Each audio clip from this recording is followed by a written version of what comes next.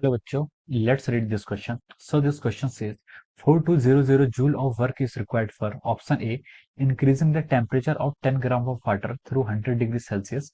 Option B, increasing the temperature of 100 gram of water through 10 degrees Celsius. Option C is increasing the temperature of 1 kg of water through 10 degrees Celsius. Option D is increasing the temperature of 10 gram of water through 10 degrees Celsius. Okay, तो चलिए अब हम इस question को start करते हैं। देखिए इस क्वेश्चन का की कॉन्सेप्ट हम क्या लिख सकते हैं। इस क्वेश्चन में हमसे बोला गया कि 4200 joule of work is required for increasing the temperature. Okay, so the key concept of this question can be written as our specific heat of water. Specific heat, okay, specific heat आपका ये क्या आपका specific heat of water पर define है। Okay, तो देखिए specific heat of water होती क्या है। स्पेसिफिक हीट हम जिसको सी से डिनोट करते हैं, specific heat is the amount of heat which is required to raise the temperature of 1 gram of a substance through 1 degree Celsius. ठीक है, 1 डिग्री सेल्सियस से आपको टेम्परेचर इंक्रीज करना पड़ता है 1 ग्राम सब्सटेंस का, तो जितनी अमाउंट ऑफ हीट आपको रिक्वायर्ड होती है that is called our specific heat. और इस रिलेशन से हम बोल सकते हैं कि del Q is equal to our M C into del of T. This is our del Q, ये आपका डेल क्यू का क्या हो जाएगा, एक्सप्रेशन हो जाएगा।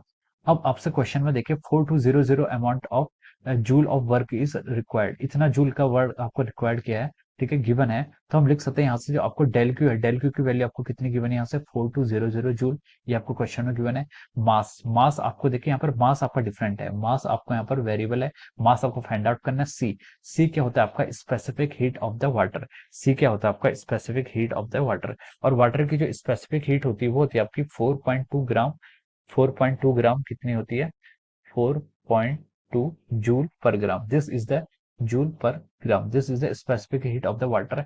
And del T is the change in temperature. Change in temperature देखिए आपका हर जगह 10 डिग्री में गिवन है। ओके, अब हम यहाँ से देखिए मास को हमें कैलकुलेट करना है, तो यहाँ से आप देखिए जूल से जूल को ऐसे कैंसिल कर सकते हैं, और ये आपका जाएगा 4 यहाँ से आएगा 4200 इज इक्वल टू, यहाँ से हम लिख सकते हैं एम इंटू 42 पर ग्राम। ये आपको क्या जाएगा, इतना आपका यहाँ से मास आ जाएगा।